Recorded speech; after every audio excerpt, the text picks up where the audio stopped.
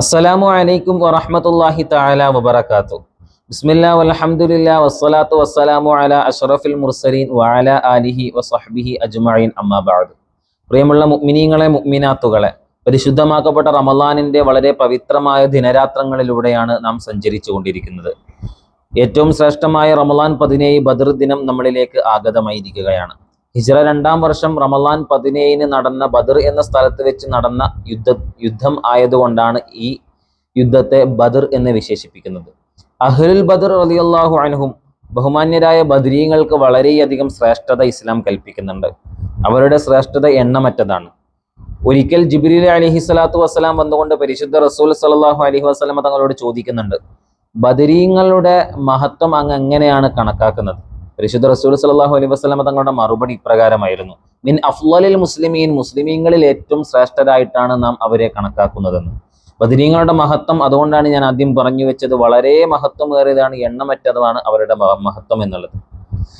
റുബയ്യ റളിയല്ലാഹു അൻഹ പറയുന്നുണ്ട്, മഹദിയുടെ കല്യാണ ദിവസം പരിശുദ്ധ റസൂൽ സല്ലല്ലാഹു അലൈഹി വസല്ലം തങ്ങൾ വീട്ടിലേക്ക് വരികയും വിരിപ്പിന്റെ മുകളിൽ ഇരിക്കുകയും ചെയ്തു. അവിടുന്ന് പെൺകുട്ടികൾ ബദരീങ്ങളുടെ മഹത്വം ഇങ്ങനെ പാടിക്കൊണ്ടിരിക്കുന്നുണ്ട്.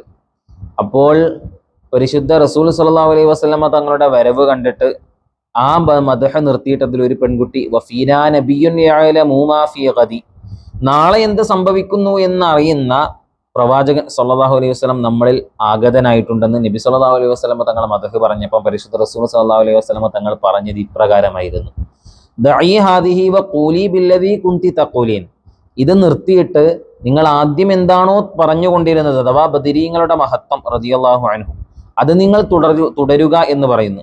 അതിൽ നിന്ന് തന്നെ ബദരീങ്ങളുടെ മഹത്വം പറയാൻ നമ്മൾ പ്രോത്സാഹിപ്പിക്കുകയാണ് ചെയ്യുന്നത്. മഹാന്മാരായ ബദരീങ്ങൾ റളിയല്ലാഹു അൻഹുവിന്റെ വളരെ കറാമത്തുകൾ എണ്ണിപ്പറയുന്ന കൂട്ടത്തിൽ പറയുന്നുണ്ട്, ഒരു വ്യക്തി ഹജ്ജിന് പുറപ്പെടുന്ന സമയത്ത് തൻ്റെ വീട്ടിൽ ധാരാളം സമ്പത്തുകളുണ്ട്. അപ്പൊ അതൊക്കെ സംരക്ഷിക്കാൻ, അതിനൊക്കെ സംരക്ഷണം ലഭിക്കാൻ വേണ്ടി ബദരീങ്ങളുടെ പേര് അതിൽ ആ വീട്ടിൽ എഴുതി വെച്ചിട്ട് പോവുകയാണ്. അങ്ങനെ കള്ളന്മാർ ആ വീട്ടിൽ വരുന്ന സമയത്ത് ഫലമ്മാ സുഇദ സത്ഹ, കള്ളന്മാർ ആ വീട്ടിന്റെ മുകൾ ഭാഗത്ത് കയറിയ സമയത്ത് സമിഉ ഹദീസം വകഅഅത സിലാഹ്, അവർ ആ വീട്ടിൽ നിന്ന് എന്തൊക്കെയോ ആരൊക്കെയോ സംസാരിക്കുന്നതായിട്ടും ആയുധങ്ങൾ അങ്ങോട്ടും ഇങ്ങോട്ടും ഏറ്റുമുട്ടുന്നതായിട്ടുള്ള ശബ്ദങ്ങൾ അവർ കേൾക്കുകയാണ്. അങ്ങനെ അവർ ഭയന്ന് ഓടുകയാണ്. 2-ാം ദിവസവും വന്നപ്പോൾ ഇത് തന്നെ ആവർത്തിച്ചു, 3-ാം ദിവസവും ഇത് തന്നെ ആവർത്തിച്ചു. അങ്ങനെ ആ ഹജ്ജ് പോയ വ്യക്തി തിരിച്ചു വന്നപ്പോൾ ഈ കൊള്ളസംഘത്തിന്റെ തലവൻ അദ്ദേഹത്തെ കണ്ട് കാര്യങ്ങൾ അന്വേഷിക്കുകയാണ്. അപ്പം പറയുകയാണ്, ഞാൻ ആകെ ചെയ്തു വെച്ചത് എൻ്റെ വീട്ടിൽ ബദരീങ്ങളുടെ നാമം എഴുതി വെച്ചു എന്നുള്ളതാണ്. അപ്പം ബദരീങ്ങളുടെ സഹായം നമുക്ക് ആവശ്യമാണ്. ഏത് പ്രയാസഘട്ടത്തിലും ബദരീങ്ങളെ നമുക്ക് മുൻനിർത്തി അള്ളാഹുവിനോട് തേടാവുന്നതാണ്. അള്ളാഹു സുബ്ഹാനഹു വ തആലക്ക് അവൻ്റെ അടുക്കൽ ഏറ്റവും ഉന്നതമായ സ്ഥാനം കൈവരിക്കുന്ന, അലങ്കരിക്കുന്ന മഹത്തുക്കളെ മുൻനിർത്തിയിട്ട് അള്ളാഹുവിനോട് നാം ചോദിക്കുമ്പോൾ അത് അദാലിൽ ഇജാബ, ഉത്തരം കിട്ടാൻ ഏറ്റവും ഫലപ്രദമായ മാർഗമാണ്. മുജറബ് റളിയല്ലാഹു അൻഹു പറയുന്നുണ്ട്, ബദരീങ്ങളെ മുൻനിർത്തി ദുആ ചെയ്താൽ അതിന് ഉത്തരം പെട്ടെന്ന് ലഭിക്കും. ബദരീങ്ങളുടെ ഇസ്മുകൾ വായിച്ച് നാം ദുആ ചെയ്യുകയാണെങ്കിൽ. ബദരീങ്ങളിൽ ഒന്നാമൻ പരിശുദ്ധ റസൂൽ സല്ലല്ലാഹു അലൈഹി വസല്ലം തങ്ങളാണ്. അങ്ങനെ അബൂബക്കർ സിദ്ദീഖ് റളിയല്ലാഹു അൻഹു, നബി സല്ലല്ലാഹു അലൈഹി വസല്ലം തങ്ങളുടെ ഏറ്റവും വലിയ ഹബീബ്. അബൂബക്കർ റളിയല്ലാഹുവിനെ പറ്റി നബി സല്ലല്ലാഹു അലൈഹി വസല്ലം തങ്ങളെ വിശേഷിപ്പിച്ചത്, ഒരു തുലാസിന്റെ ഒരു ഭാഗത്ത് അബൂബക്കർ റളിയല്ലാഹുവിന്റെ ഈമാനും മറുഭാഗത്ത് ലോക മുസ്ലിമീങ്ങളുടെ ഈമാനും വെച്ചാൽ അബൂബക്കർ റളിയല്ലാഹുവിന്റെ ഈമാനിനാണ് ഭാരം കൂടുക എന്ന്.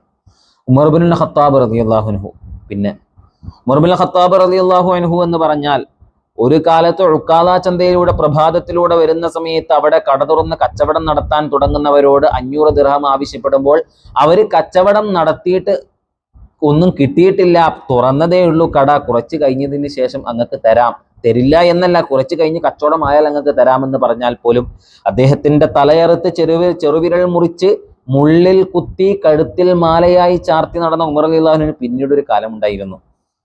ഏതാണ് ആ കാലം? നിസ്കരിച്ച ശേഷം പള്ളിയിൽ നിന്ന് പെട്ടെന്ന് ഇറങ്ങിപ്പോകും, ഒരു വീട്ടിലേക്ക് ഓടിപ്പോകും. അങ്ങനെ ഒരു സ്വഹാബി ഒരിക്കലും വീക്ഷിക്കുകയാണ്, എവിടെയാണ് ഈ ഖലീഫ ഉമർ റളിയല്ലാഹു അൻഹു അമീറുൽ മുഅ്മിനീൻ ഓടിപ്പോവുകയെന്ന്.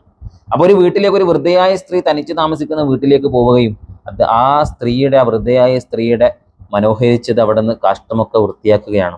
ഭക്ഷണം പാചകം ചെയ്ത് ആ വൃദ്ധക്ക് വാരിക്കൊടുക്കുകയാണ്. അങ്ങനെ ഉമർ റളിയല്ലാഹു അൻഹു അവിടെ നിന്ന് പോയ ശേഷം ഈ സ്വഹാബി ആ വീട്ടിൽ ചെന്ന വൃദ്ധയോട് ചോദിക്കുന്നുണ്ട്, നിങ്ങൾക്ക് ഇപ്പം ഈ വന്നുപോയത് ആരെന്നറിയുമോ? അപ്പോൾ വൃദ്ധ പറയുന്നുണ്ട്, നല്ല മനുഷ്യനാണെന്നറിയാം, എല്ലാ ദിവസവും വന്ന് ഇപ്രകാരം ചെയ്യും, പക്ഷെ ആരാ എനിക്കറിയില്ല. അപ്പൊ ആ സ്വഹാബി തിരിച്ചു പറയുന്നുണ്ട്, എല്ലാ സാമ്രാജ്യവും അടക്കി ഭരിച്ച എല്ലാ രാജാക്കന്മാരും ഭയപ്പെടുന്ന ഇസ്ലാമിക ഭരണകൂടത്തിന്റെ രണ്ടാം ഖലീഫ ഉമർ ഇബ്നുൽ ഖത്താബ് റളിയല്ലാഹു അൻഹു ആണതെന്ന്. അങ്ങനെ ഉസ്മാൻ ഇബ്നു അഫ്ഫാൻ റളിയല്ലാഹു അൻഹു, അലി ഇബ്നു അബീ ത്വാലിബ് റളിയല്ലാഹു അൻഹു, ബാക്കിയുള്ള എല്ലാ അഹ്ലു ബദർ റളിയല്ലാഹു അൻഹു അവരെ മുൻനിർത്തിയിട്ട് നമുക്ക് ചോദിക്കണം. അതിന് ഏത് വലിയ പുത്തനാശയക്കാർ വന്നത് പറ്റില്ല എന്ന് പറഞ്ഞാലും അതിന് എത്രയൊക്കെ തെളിവുകളുണ്ട് അവരുടെ മദ്ഹ് പറയുന്നതിനൊക്കെ തടയുന്നതിൽ നിന്നും. ഞാൻ ആദ്യം പറഞ്ഞ റുബയ്യ ബീവി റളിയല്ലാഹു അൻഹ പറയുന്ന ആ സംഭവം, ആ റിവായത്ത്, അല്ലാഹു സുബ്ഹാനഹു വ തആല അവരോടൊപ്പം അവന്റെ സ്വർഗീയ ആരാമത്തിൽ അഹ്ലുൽ ബദർ റളിയല്ലാഹു അൻഹുവിനോടൊപ്പം നമുക്ക് ഒരുമിച്ച് കൂടാൻ തൗഫീഖ് നൽകി അനുഗ്രഹിക്കുമാറാവട്ടെ. അഹ്ലുൽ ബദർ റളിയല്ലാഹു അൻഹുവിന്റെ ഹഖ് ജാഹ് ബറക്കത്ത് കൊണ്ട് നമ്മുടെ എല്ലാ പാപങ്ങളും റബ്ബ് സുബ്ഹാനഹു വ തആല പുറത്തു നൽകുമാറാവട്ടെ. പ്രിയമുള്ളവരെ, നിങ്ങളുടെ വിലയേറിയ ദിനരാത്രങ്ങളിലുള്ള വിലയേറിയ ദുആയിൽ ഈ വിനീതനും ഉൾപ്പെടുത്തണമെന്ന ദുആ വസിയത്ത് കൊണ്ട് നിർത്തുകയാണ്. അസ്സലാമു അലൈക്കും വറഹ്മത്തുള്ളാഹി.